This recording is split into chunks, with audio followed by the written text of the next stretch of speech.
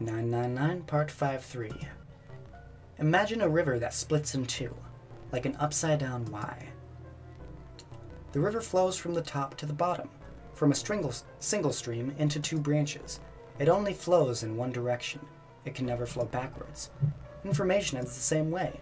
It moves from the past to the future, but never flows backwards. That's why people at the river's source in the past will never know about the downstream in the future. But the people downstream will never know about one another either. Either information only flows along the path of the river. But I am different. I can manipulate the morphic field set to pluck knowledge from the future. I know what happens on either fork of the river, even though the people on either fork know nothing about one another. Now, who am I? I am I, the ninth letter of the alphabet. But I am also zero. No, that's not true. I am not really zero. Not yet. Perhaps you could say I am less than zero. Zero is my future. In 9 years, I will be zero. Where did she go? June. No, Akane. Where did you go? Santa! Why is Clover... Oh, shit. Freeze. Santa's got the gun. Guess he picked it up when we weren't watching. Looks like he's turned the tables on Ace, though. Wonder how he likes having a gun to his head. Get up. Sure isn't about to take the gun off him for a minute, is he? Ace isn't putting up any kind of fight. I mean, I don't think I would either, but he just looks drained. I guess he's going for the door, huh? He doesn't need to verify to go through that door, but... What's your plan, Santa? What are you doing? He can't get through any numbered doors with just 2 people. What the hell is he thinking? Didn't I tell you? I'm Santa Claus. It's time for me to go make a wish come true. That's it?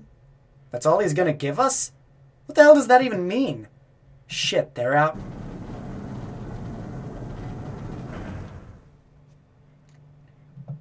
And now the gate's shut. Looks like the rest of us are stuck in here. They're all looking at me. At least Seven's headache is gone. He seems to be alright. Well, I guess there's no harm in trying. Let's see if this door still opens. Damn. Well, it looks like this door isn't opening anytime soon. You mean we're trapped? So it would seem. What the hell is Santa trying to do? Oh my gosh. Oh my gosh, what? Have you considered where we are? There can really only be one thing Santa would do now. No. No, you can't be serious. Oh, but he is. Shit, we gotta do something. Maybe we can still get out through the door 9. There's the red. Yeah, alright, we can do this. I've just gotta... No, it's not gonna work. There's no way. The 5 of us can't open this door. Blah, blah. Isn't there any combination that'll work? Shinpei, can I borrow your pen and notebook? Sure, why not? I don't think I'm gonna need them. Ever again. Well, she certainly looks purposeful.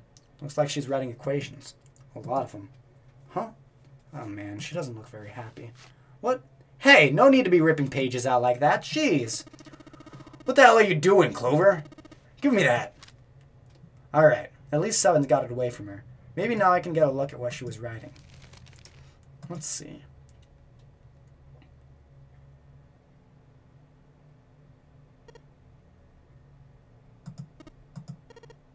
Shit. And there's no other way? Lotus. Looks like she'd figured it out, though. Man, this is just too cruel. It's okay. Go. Lotus. Come on, you know we can't do that. Oh, don't give me that. I'm sure you'd love to get rid of me. God damn it, you idiot! Whoa, where the hell did that come from? Looks like she expected that about as much as I did. Without... if you're not... Look, it'd be bad, right? For a cop, he sure doesn't have much confidence. Bad? Yeah. If there weren't assholes like you around, I'd be out of a job. Huh? Look, I'm just not leaving you behind, alright? End of story. 7. He's right. I'm not leaving you either. Me too. You don't honestly think I would abandon you, did you? You're all idiots. Act as tough as you want, Lotus. We can all see you're about to cry. That being said, however, I doubt we would be able to open the door anyway, even if we were to leave Lotus behind. Huh? Why? I trust you remember what happened to Ace. I couldn't, see exactly what happened, but I was able to guess what he was attempting to do earlier at the red. Oh, yeah. No! What is this? Why? The digital root should be 9. It has to be 9! Then why? Why isn't it opening? Just to see, why don't we give it a shot? Give it a shot? Yes, that is what I said.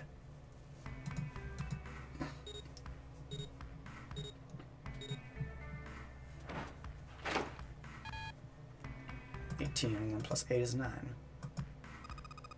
You were right. It ain't open. But it did open 9 years ago. The digital root was 9 then, I'm sure of it. You think maybe they changed the settings? Perhaps. Shit. If we can't get through the door, we can't get out. The walls are way too high. There's no way we can get into that whole 7 popped out on 9 years ago. All we can do is stand here and stare at the door with a 9 on it. I guess this is it. This is the end.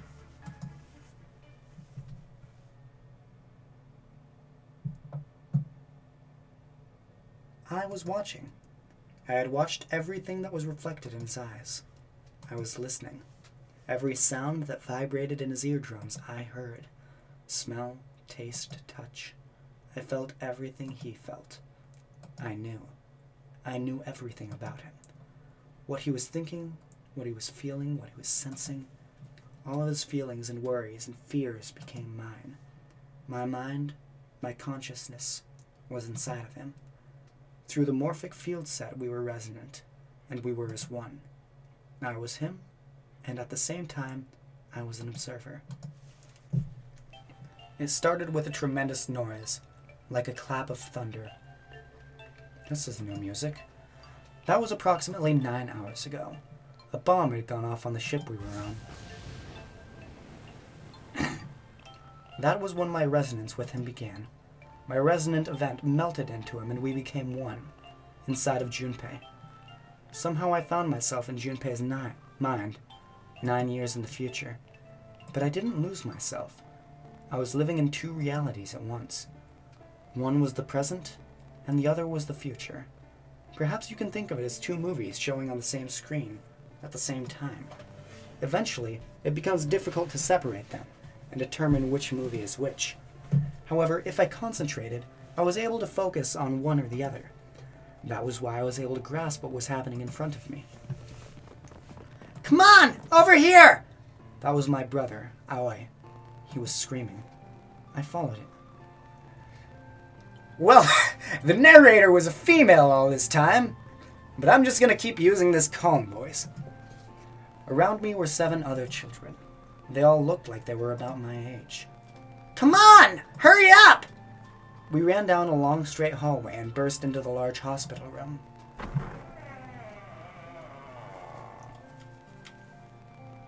Everyone was arguing. 2 of the boys got in a fist fight. A girl watching them began to cry. I want to go home, she cried. I want to go home! Another girl slapped the crying girl and glared her down at her. It had been 2 hours since the notary game began. We were starting to fall apart. But just when all hope seemed lost, Light started talking. He was blind. 9 years later, we would call him Snake. Hello, everyone! Yes, could you come over here for a moment? He was older than most of us, and his voice had authority and dignity. The fights died down, and we gathered around it. I have a little sister. She is very important to me. Right now, she is over in Building Q and is desperately trying to send information over to me. Her name is Clover, and today is her 9th birthday. As she spoke out, he pulled something from his pocket. In his hand were 9 4-leaf clovers. I was going to give these to her as a birthday present. I was outside picking them when I was abducted. I'm sure I've already told you, but I am blind. For a man who can't see, collecting 9 of a very specific plant is... well, it's difficult. But my sister means a great deal to me, and I hoped these would show her how much I cared for her.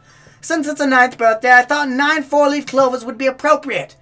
Every one of you has a brother or sister in Building Q with Clover. For their sake, we have to survive. We have to get off this ship. Do you understand? If we're going to do that, there are 3 things we have to remember. We need to trust and love, and we need to have faith in one another. If we can take all 3 of those to heart, then I promise that good luck will come our way. Did you know that the leaves on the 4-leaf clover need faith, trust, love, and luck? Those words are leaf... I'm pretty sure he's not shouting by now. But anyway, those words are leaf words. So if you believe what I've told you and you understand, then I want each of you to have one of these.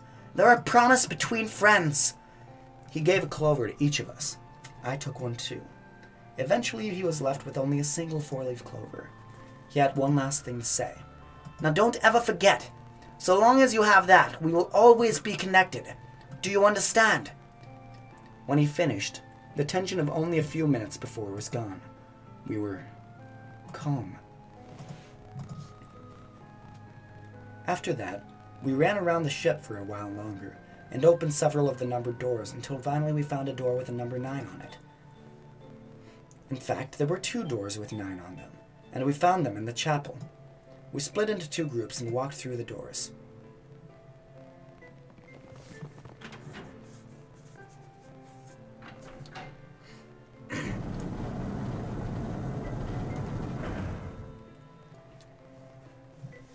Before long, we all found ourselves in a room with a ceiling that looked like an upside-down funnel. For some reason, this room had another number 9, but this time it was the only one. But what if there was only one? But if there was only one door, that meant only 5 people could escape. What are we gonna do? There aren't any other doors? We began to panic. Then, as if things had not gotten bad enough already,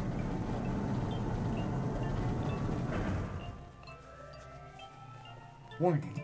Warning. Emergency incineration command has been acknowledged. Automatic incineration will take place in 18 minutes. Please evacuate the incinerator immediately. Repeat. Emergency incineration command has been acknowledged. What? What's happening? What did that thing say? That didn't sound good. My brother Ayoy swallowed hard. Aoi. I think that means this room is gonna burn. Burn? The plaque on the door said incinerator, and that voice said the incineration is about to start. And incineration means to burn.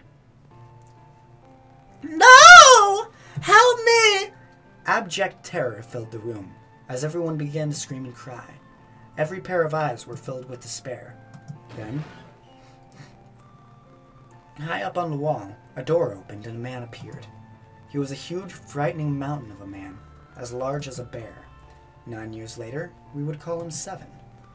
Don't worry, kids. I'm not your enemy. I'm one of the good guys. I'm a detective. I'm here to rescue you.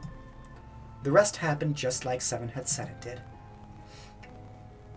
The 4 of us who had stayed behind were saved by 7. We crawled through the vent away from the incinerator and slid down into the hall.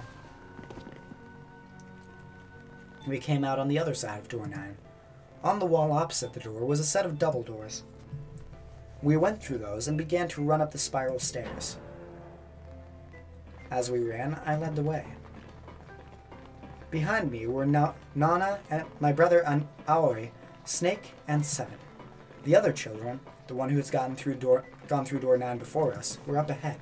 I could hear them cheering each other on. We ran and ran and ran. We leapt across as many stairs as we could and kept running. The stairs spiraled up like a tornado. Eventually I pulled ahead of the rest. Perhaps Nona had slowed them down. I didn't want to lose them, so I slowed down as well. I didn't stop, but I glanced over my shoulder from time to time to see if they had caught up. That was when I realized. Oh no! Where is it? Did I drop Jumpy's present? I knew I'd had it with me when we passed through the vent. Then, I had dropped it as we slid out? I had to go back. I had to. But I knew I couldn't tell the others. They would stop me. I was sure of that. I didn't stop to think. I'd simply moved. I ran to the central hall, the room that connected to all the other areas of the ship, and hid in the shadows. And moments later I felt a run of wind as they ran past me up the staircase.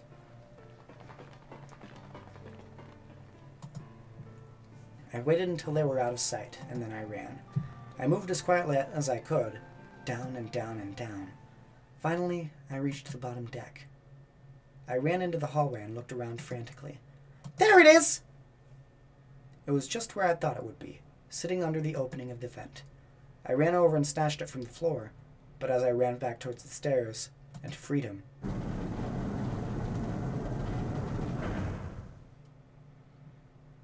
the door to the incinerator opened, and a man stepped out. It was Hongo. Gentaro Hongo. 9 years later, we would call him Ace.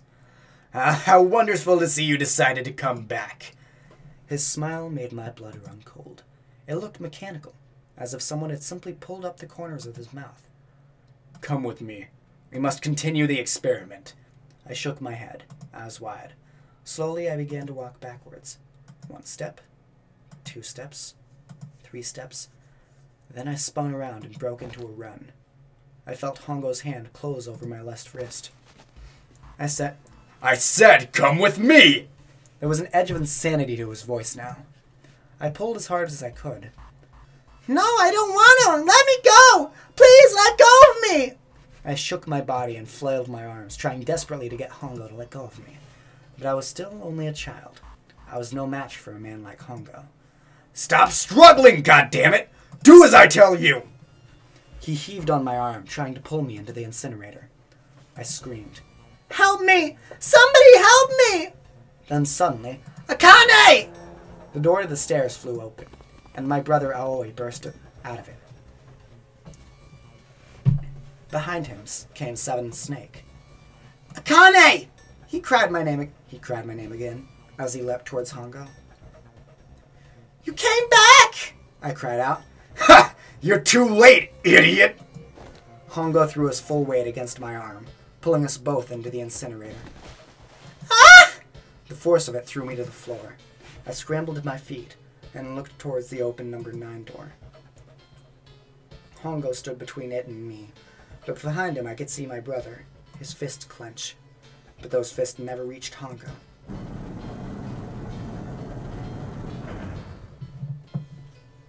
With the cold, heartless screech of metal on metal, the door slammed shut. Hongo glanced at me mechanically, his face registering that there was an object there, but not anything he would consider a human being. Then he turned away and walked to the red that sat next to the door. He reached into his pocket and removed 2 bracelets. He waved them both over the scanner panel. 2 asterisks appeared on the red. He checked the screen, then tossed the bracelets carelessly onto the floor. What was he doing? What was the point? He'd made no effort to explain himself, of course. He said nothing at all, and walked past me as though I was nothing more than a rock by the roadside. A few moments later,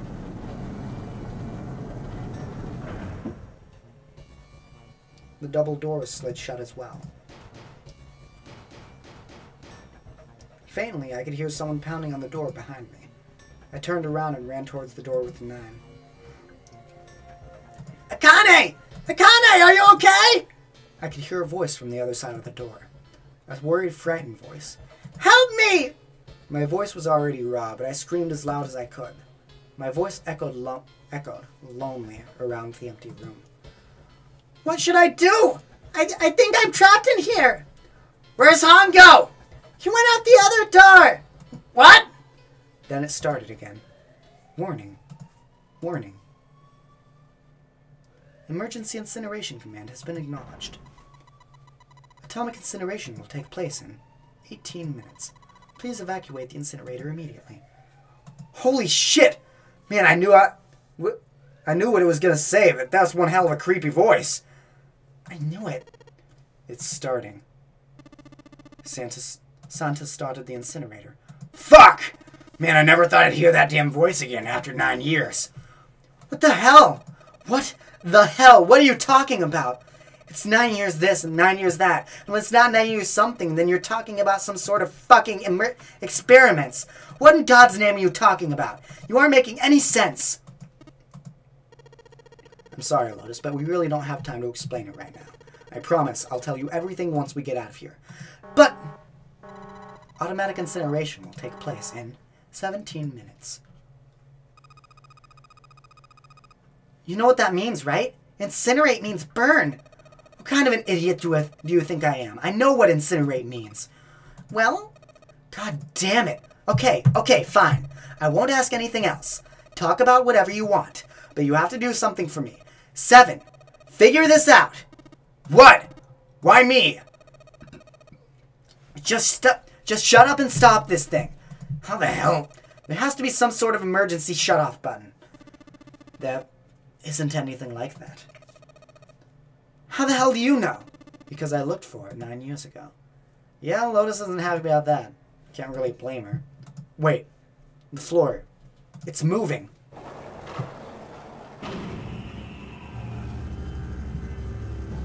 The fuck is that? What else can I say about it, but... What the hell is that? What else can I say, but... What is that? The floor opened, and a machine rose up out of it. It looked like a computer. At least it kind of did. There was a monitor, a keyboard, and a cross-shaped device of some kind. Something about the machine scared me, but I forced myself to walk up to it. I've got a feeling that I should stop here. So, next time, peace.